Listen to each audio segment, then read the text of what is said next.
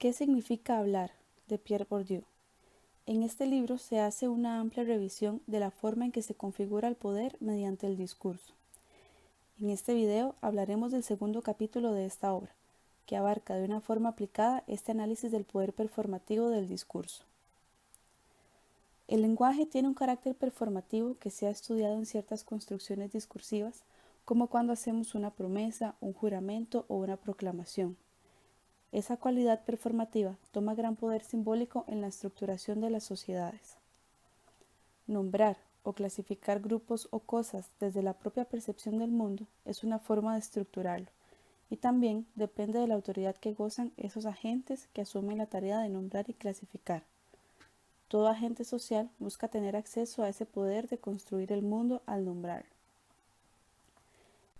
Existen diferentes dimensiones de ese poder, pero es mediante rituales colectivos de nominación que se detenta un poder socialmente reconocido de imponer una determinada visión del mundo social y de sus divisiones. Ese poder o reconocimiento que recibe un agente social de parte de un grupo para nominar el mundo de acuerdo a una visión en particular es el capital simbólico. A su vez, esa autoridad hace uso de la eficacia de la performatividad del lenguaje para imponerse a los demás como la persona oficial o legítima para imponer. El lenguaje adquiere entonces una magia performativa, metafóricamente hablando, que se fundamenta en la representación, que es la que permite a un portavoz hablar y actuar en nombre de un grupo. Entonces, ¿dónde y cómo adquiere poder el lenguaje performativo y cómo llega a ser una autoridad?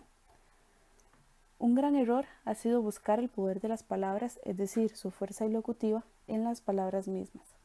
En realidad, el poder de las palabras es el poder de la persona delegada y sus palabras. Sus palabras son una evidencia más de la autoridad de la que está investido. La autoridad del lenguaje es dada desde afuera, por tanto, lo más que logra el lenguaje es representar esa autoridad simbólica. La institucionalidad de un lenguaje administrativo solemne con ciertas características de estilo de un profesor, un cura o una autoridad política es dada por la posición que ocupan y no por el lenguaje en sí mismo. Pensemos en una autoridad política. Un hablante, como una figura política, debe tener acceso a los instrumentos legítimos de expresión y participar en la autoridad institucional. Para lograr esa magia social del lenguaje, que son los actos de autoridad, tienen que darse una serie sistemática de condiciones que componen los rituales sociales. Debemos estudiar en conjunto las propiedades del discurso, las propiedades del portavoz y las propiedades de la institución que autoriza. Un discurso de autoridad es específico porque no basta con que sea comprendido, sino que debe ser reconocido como tal.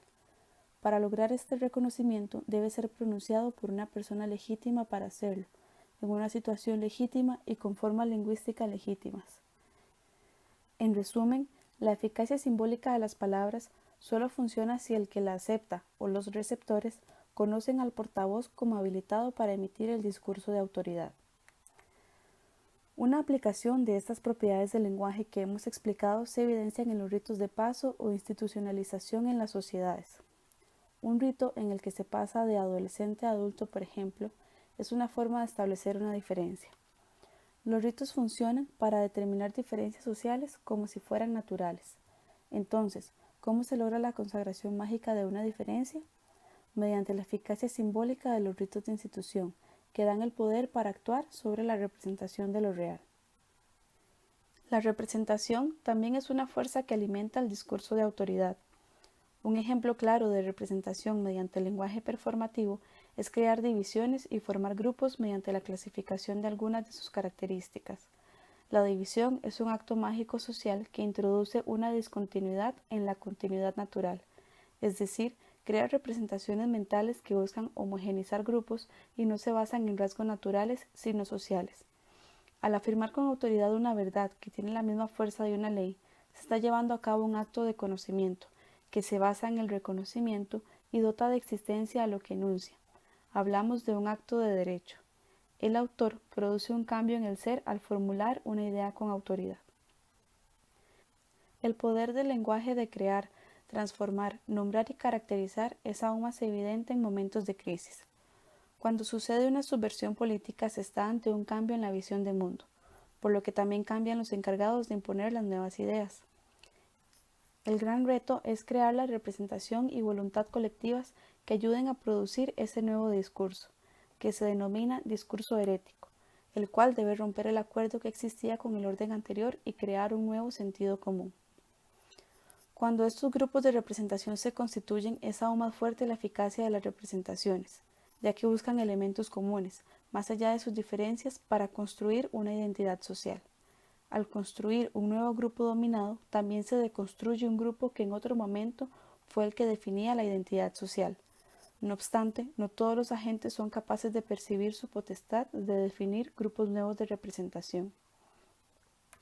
Los dominados comparten el discurso de la autoridad, ya que no pueden formar un grupo separado y ellos mismos son producto de un orden social sistemático y no queda más que someterse a él. Ellos son los menos aptos para llevar a cabo la revolución simbólica, la reapropiación de la identidad social. Al no conocer los mecanismos de funcionamiento del mundo social, se esfuerzan por imponer universalmente sus necesidades y se alejan del discurso político que podría respaldarlos. Más bien, recurren al lenguaje de la naturaleza y no al discurso político.